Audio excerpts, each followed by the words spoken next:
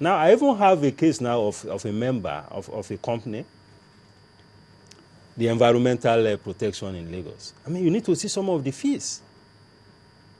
I saw one, a consultant appointed by the agency. It's a consultant and 500,000 just to come and inspect premises and so what for?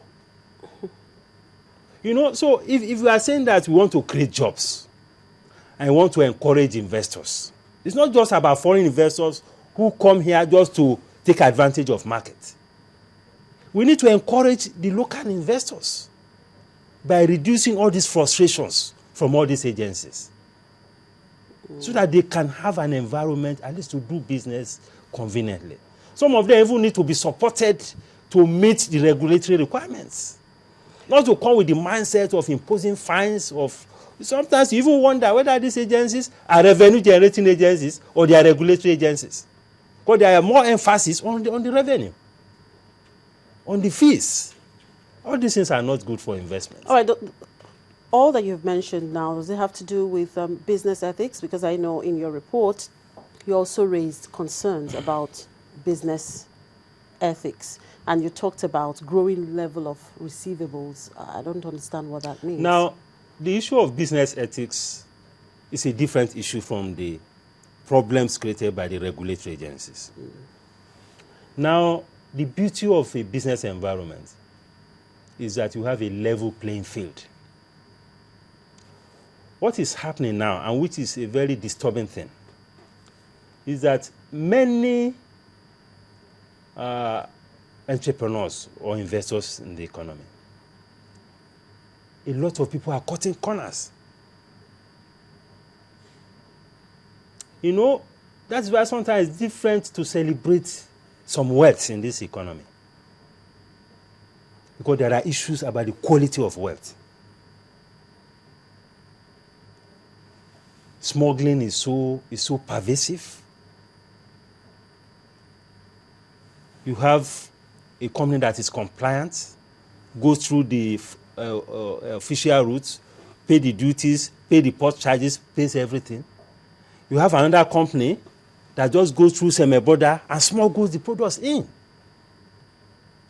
How do you want the company to survive? Then you have issues with tax. You have issues even sometimes with government waiving some of these duties. You have a company that is paying duty for a product. You have a company that government has given waivers to. It's an ethical issue. Then we have issues with procurement. And this is not just something peculiar to public sector. It's also a private sector issue. You tender for a contract, and all you have is that, okay, what is in it for me? All these problems. At the end of the day, it is those who compromise that get many of these businesses. That should not be. We should not. It's a big problem, and the thing is growing. I was speaking with somebody recently who was in the business of generator, and he said the company has lost a lot of their customers because when people come to buy generator, they ask for an inflated invoice. You know, and they will say, well, our company, because it's a British company, there's no way they can accommodate that in their books. And they lose such businesses to some other people who are ready to do all those deals.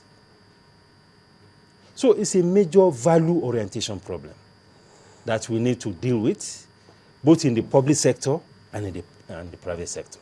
Well, I guess it's just an ongoing talk. We keep talking about it and all that. In any case, what's your outlook for the economy in the second half of the year? Just a quick one. Well, the opportunities are there. Yeah. As usual, the economy has a lot of opportunities. It's a very big market.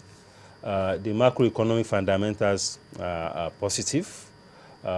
If we get the issues of the environment right, the structural issues, if the CBN is a bit also more sensitive to the issue of the cost of fund and all of that, I think the economy can move better. And again, the problem of corruption and the problem of distraction, political distraction of the leaders. Because we are beginning to see that as we move close to 2015, a lot of distractions are already creeping in. which also has implications. We have to minimize such distractions so that the economy is not further worsened. All right. Thank you very much, Mr. Yusuf. Thank you. It's been wonderful having you on the show. It's a pleasure. Right. I've been talking with Mr. Muda Yusuf, Director General, Lagos Chamber of Commerce and Industry. Well, it's on that note that we call it a day on today's edition of the program. Thank you for being with us. We hope to be with you again, same time tomorrow. Have a good day.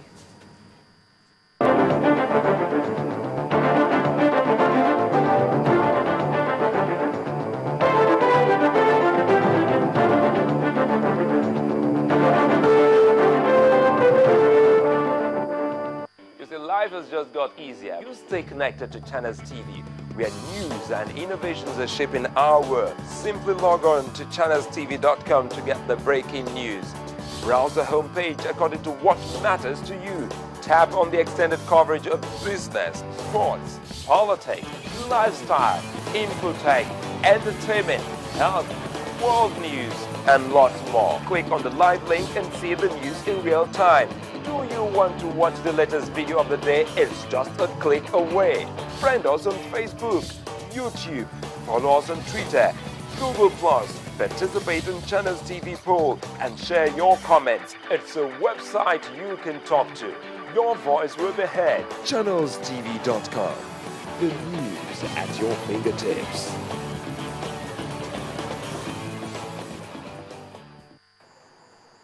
Who is responsible for this? Is it the state government or the residents? No matter who is responsible for the maintenance and the cleaning of this environment, one thing is certain: the health and well-being of these residents should be of priority to the authorities.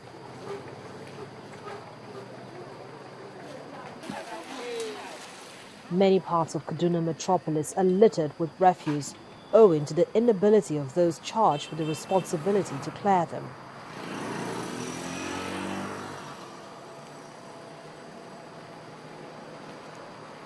This is LGEA Primary and Government Boys Secondary Schools, where some of our future leaders are being trained. The schools have become a dump site.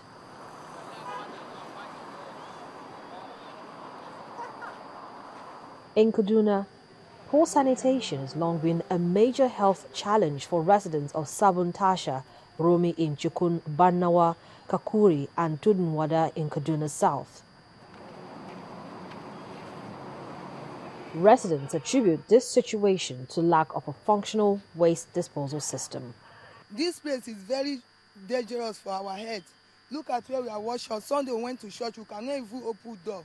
Look at where we are staying, we can't breathe. So they did pack this bola. Look at women, they are suffering, they will not pay them. They even complaining, cry that 3 to 4 months they are not paying them, nothing they are doing for them. We are trying to see whether they will pack this bola and take it away to another place. We need Kaduna State to help us from this bola, to pack this bola away.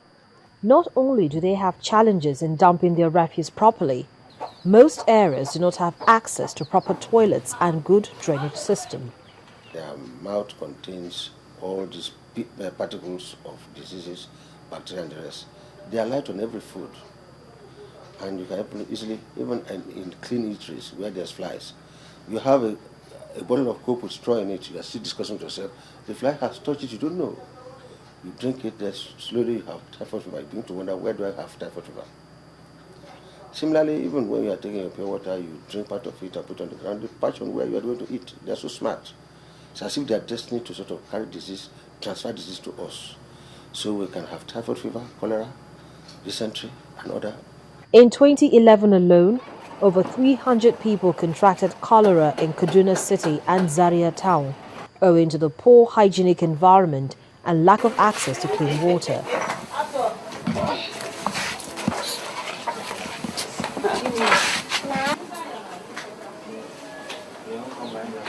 The State Ministry of Environment says the government is making efforts to clean up some of the affected areas by engaging contractors to collect and dispose of waste properly.